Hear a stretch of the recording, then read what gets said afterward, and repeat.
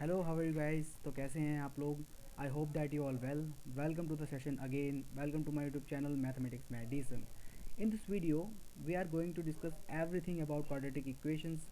हम जानेंगे सब कुछ क्वाड्रेटिक इक्वेशंस के बारे में, जैसे कि उसकी डेफिनेशन, उसकी जनरल फॉर्म, उसके ज़ीरोज़, मतलब सब कुछ डिस्कस करेंगे एवरीथिंग अबाउट क्वाड्रेटिक इक्वेशंस।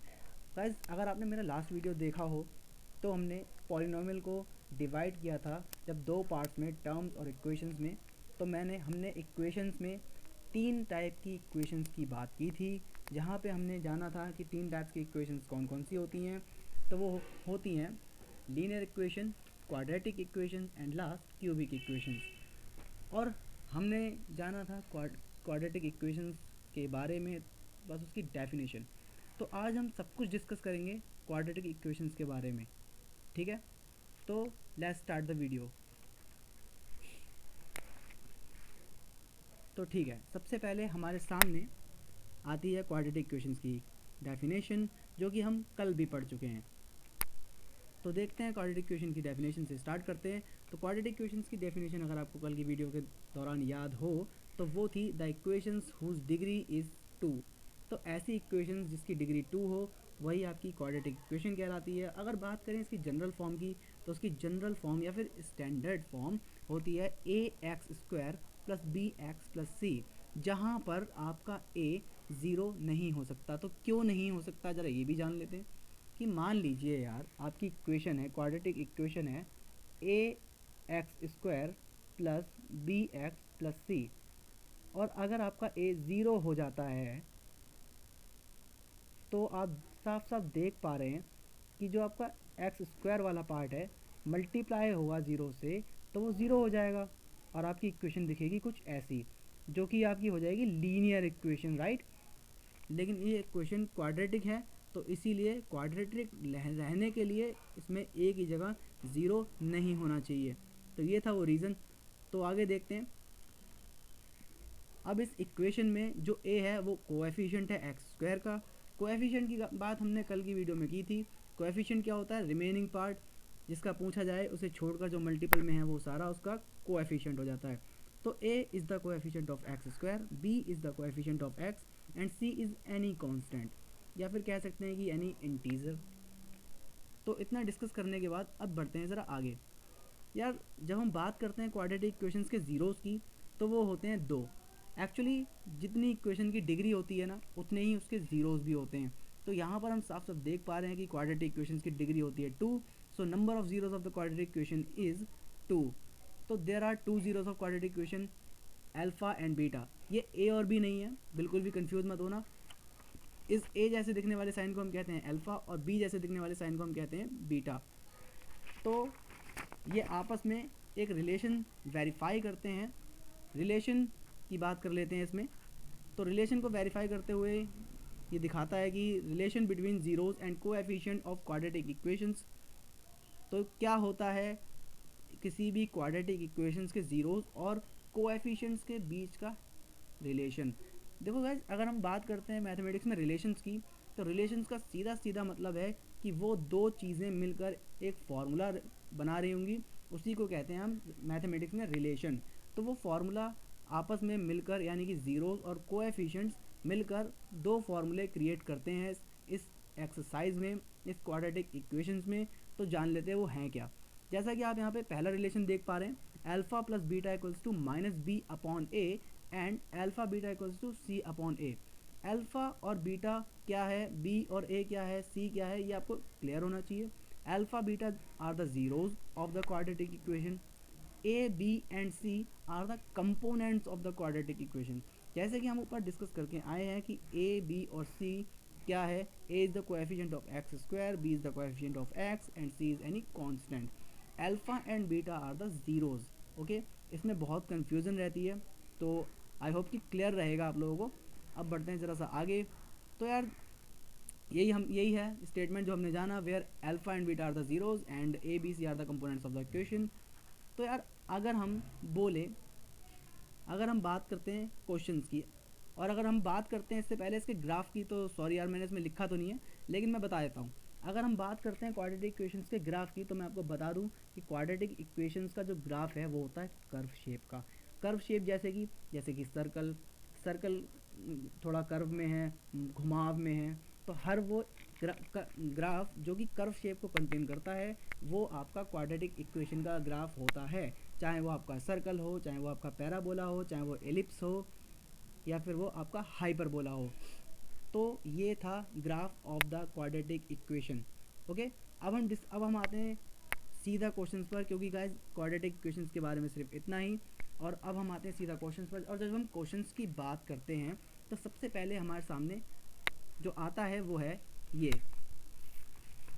तो क्वेश्चंस का डिस्कशन करते वक्त सबसे पहले हमें फेस आउट करना होता है इस क्वेश्चन को, जो कि है find the zeros of the following quadratic polynomial and also verify relationship between zeros and coefficient. क्या कह रहा है ये?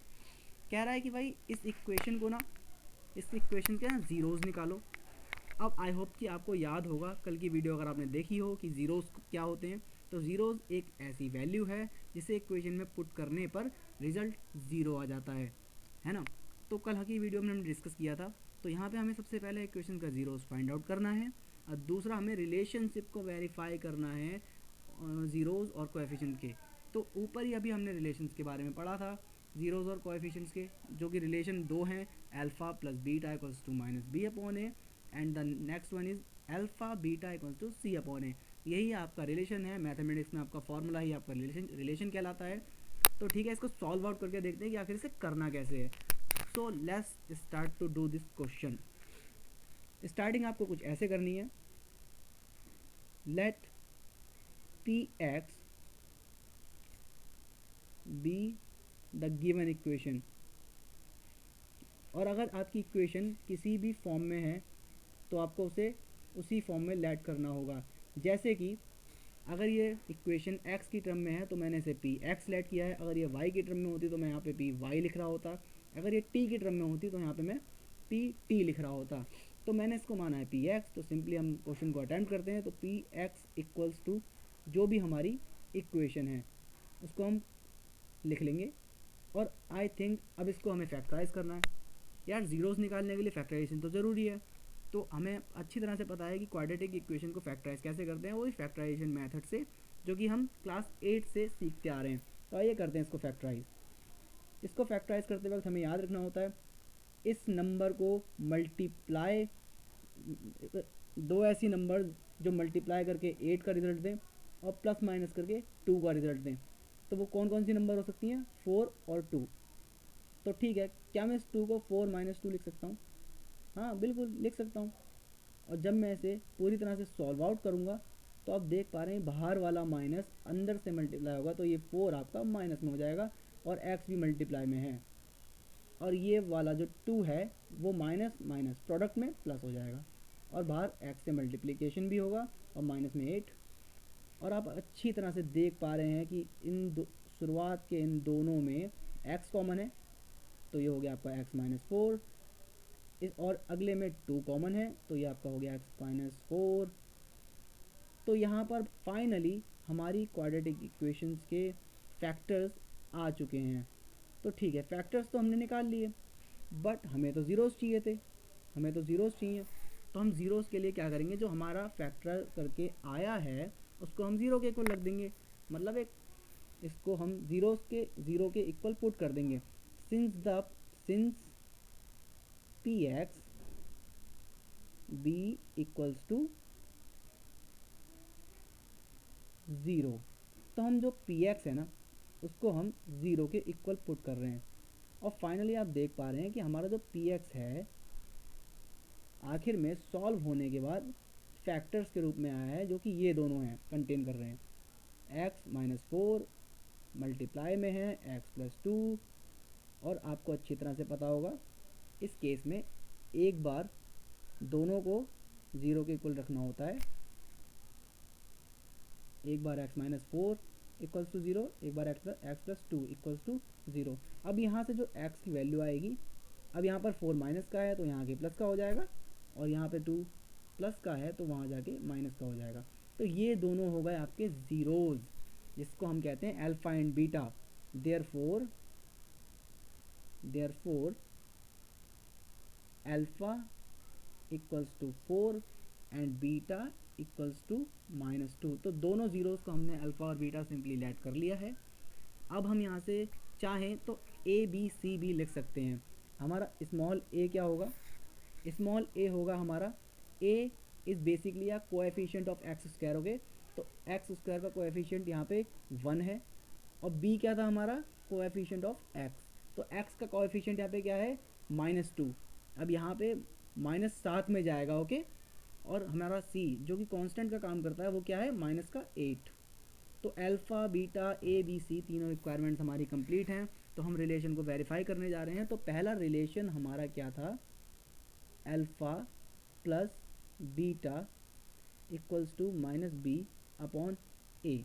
ये रिलेशन को हमें वेरीफाई करना है। तो अल्फ़ा क्या है? 4, और बीटा क्या है? -2, और b क्या है? b है आपका -2। एक बात याद रखना, ये वाला माइनस का, ये वाला जो माइनस है ऐसे लिखना है, और b की वैल्यू फिर अंदर पुट करनी है। कई बार माइनस को लेकर कन्फ्यूज़न बहुत होती है। और नीचे आपका क्या है? a, यानी कि 1। तो आप देख पा रहे हैं प्लस माइनस माइनस हो जाएगा, माइनस माइनस जब मल्टीप्लाई होगा तो 2, और नीचे तो 1 है, कोई फ़र्क नहीं पड़ेगा उससे। तो 4 - 2 इज़ 2 एंड 2 इक्वल्स टू 2। तो ये तो आपका हो गया रिलेशन वेरीफाइड। तो यहाँ आप कह सकते हैं कि हमारा रिलेशन वेरीफाइड हो चुका है। और अब हम डिस्कस करते हैं, ये तो था सम ऑफ ज़ीरोज़, और दूसरा रिलेशन क्या था? Alpha beta equals to C upon a. तो अल्फ़ा क्या है हमारा? फिर से एक बार 4, लेकिन ध्यान रहे अभी हम मल्टीप्लाई में हैं, एंड बीटा क्या है हमारा? -2। सी क्या है? -8, और ए क्या है हमारा? 1। तो 4 इंटू -2 इज़ -8, और -8 1 से डिवाइड होगा तो कोई फ़र्क नहीं पड़ेगा। तो ये दोनों आ चुके हैं इक्वल्स। तो ये भी हमारा रिलेशन चुका है वेरीफाइड। तो आई होप कि आपको ये क्वेश्चन समझ में आया होगा, और पेपर में काफ़ी रिपीट होता है क्वेश्चन। तो अगर हम इसकी बात करें तो सिंपली कुछ स्टेप्स को फॉलो किया है हमने, ज़्यादा कुछ खास नहीं है इस क्वेश्चन में। अगर सही से देखा जाए तो पहले हम फैक्टराइजेशन मेथड ही यूज़ कर रहे हैं जो हम पहले पढ़ चुके हैं, और फिर ज़ीरो के इक्वल रख के सिंपली हमने ज़ीरोज़ को फाइंड आउट किया है, और उसके बाद ज़ीरोज़ को ही अल्फ़ा और बीटा लेट करने के बाद रिलेशंस को वेरीफाई किया है। इसके अलावा कुछ खास नहीं है इसमें। अगर हम बात करें आगे एक क्वेश्चन की, जो कि हमारा लास्ट क्वेश्चन बचता है, तो वो है हमारा how to acquired an equation. Last में देख सकते हैं आप, how to acquired an equation when sum and product are given. जब हमें ज़ीरोज़ के सम और प्रोडक्ट गिवन हो तो हम इक्वेशंस को कैसे फाइंड आउट करेंगे। तो यार इसके लिए एक सिंपल सा मैथ फार्मूला है जो कि सीधा सीधा है। बेसिकली क्वाड्रेटिक इक्वेशंस को फाइंड आउट करने के लिए इक्वेशन इक्वल्स टू के bracket x square minus sum of zeros plus product of zeros. अब इसका यूज़ कैसे करना है, या जब तक एग्जाम्पल नहीं होगा तो समझ कैसे आएगा। तो हमने दो क्वेश्चंस को लिया है, और इसको सॉल्व आउट करके देखते हैं कि होगा कैसे। तो फॉर्मूले के अकॉर्डिंग चलेंगे। यहाँ पे हमारा पहले के रहेगा, और एक्स स्क्वायर माइनस में सम ऑफ ज़ीरोज़। तो सम की जगह पे सम ऑफ ज़ीरोज़ क्या है? मतलब ज़ीरोज़ का सम। तो ज़ीरोज़ तो हमारे ये दोनों, ज़ीरोज़ तो हमारा ये रहा, वो सॉरी, सम ऑफ ज़ीरोज़ तो हमारा पहला वाला है, और प्रोडक्ट ऑफ ज़ीरोज़ दूसरा वाला। तो सम की जगह पे हम सम को रख देंगे, और इनटू में एक्स करना मत भूलना, और साथ ही साथ प्लस में आ रहा है हमारा प्रोडक्ट ऑफ ज़ीरोज़। तो प्रोडक्ट ऑफ ज़ीरोज़ दूसरा वाला है, यानी कि -1। प्लस माइनस में बिल्कुल कंफ्यूज मत होना प्लीज़। और अगर हम इसको थोड़ा सा सॉल्व आउट कर लें तो ये हो जाता है x square minus 1/4 x minus 1, right. अब यहाँ तक तो हो गया, लेकिन क्या ये कंप्लीट हो गया? नहीं यार, क्वाड्रेटिक इक्वेशन में के कहाँ से आ गया। अब के को हटाने के लिए क्या करना है, जो भी इक्वेशन के नीचे यानी डिनोमिनेटर में आ रहा है के को वही वैल्यू पुट करनी है। मतलब नीचे हमारा 4 आ रहा है तो पुट के इक्वल्स टू 4। अगर 3 होता तो 3 पुट करते, 5 होता तो 5 पुट करते। अब ये करने से होगा क्या, तो हमारी इक्वेशन कुछ ऐसी दिखेगी, 4 bracket x square minus 1/4 x minus में 1 और जब हम इसको सॉल्व आउट करेंगे, अब सबको पता होगा ब्रैकेट का मतलब मल्टीप्लाई होता है, तो 4 सबसे मल्टीप्लाई हो जाएगा, तो ये हो जाएगा आपका 4x² माइनस में जब ये 4 इस 4 से मल्टीप्लाई होगा तो ये 4 इस 4 से कैंसिल आउट हो जाएगा, ये बचेगा आपका x, माइनस में 4 इंटू 1 4 होता है। तो ये आपकी इक्वेशन निकल के आ चुकी है, जो कि आप देख सकते हैं। और इस तरह से एक क्वेश्चन और अटैम्प्ट करते हैं ताकि आपको और अच्छे से क्लियर हो जाए। तो फिर से एक बार आते हैं अपने फॉर्मूले पर, जो कि हमारा k bracket x² minus sum of zero, sum यानी कि पहला वाला यानी कि 1 ही है, और यहाँ पे आ गया आपका x प्लस में प्रोडक्ट भी आपका यहाँ पर 1 ही है। तो यार एक बात यहाँ पे क्लियर करनी है कि ये तो आपका हो गया x² माइनस एक्स प्लस 1, यार इसके नीचे तो कुछ भी नहीं आया। अब हम k को क्या पुट करें, तो जब कुछ भी नहीं आया तो यार कुछ नहीं होता तो 1 होता है, तो पुट k इक्वल्स टू 1। जब हम k को 1 पुट करेंगे तो हमें कुछ ऐसा दिखेगा, 1 bracket x² minus x plus 1, और 1 किसी से भी मल्टीप्लाई हो रिजल्ट वही रहता है। तो ये हो गई आपकी इक्वेशन। तो आई होप कि आपको समझ में आया होगा कि इक्वेशन को फाइंड आउट करना कैसे है। और इस वीडियो में सिर्फ इतना ही। अगर आपको वीडियो अच्छा लगा तो please like share and comment, और मिलते हैं आपसे अपनी नेक्स्ट वीडियो।